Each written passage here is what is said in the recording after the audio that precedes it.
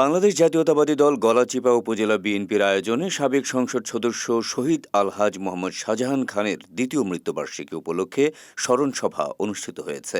২৮ November বৃহস্পতিবার বিকেল ৩টায় উপজেলা পৌরমঞ্চে এ স্মরণ সভা অনুষ্ঠিত হয়।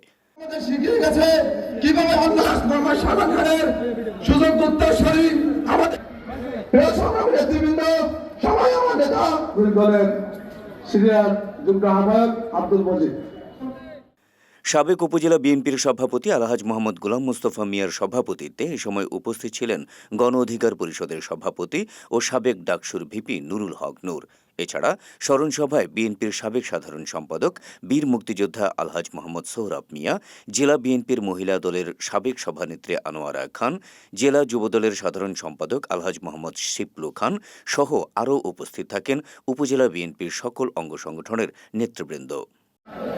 উপজেলা বিএনপি এবং অঙ্গ সংগঠন কর্তৃক আয়োজিত আজকে এই অঞ্চলের বয়োজ্যেষ্ঠ রাজনীতিবিদ এবং ইতিমধ্যেই যেটা অনেকে বলেছে, এটা আমরাও জানি যারা এই এলাকায় বড় হয়েছি। বিএনপির জন্ম হয়েছে এই এলাকায়, এই গলাচিপাদের পূর্বজদের শাহজাহান খানদের হাত ধরে।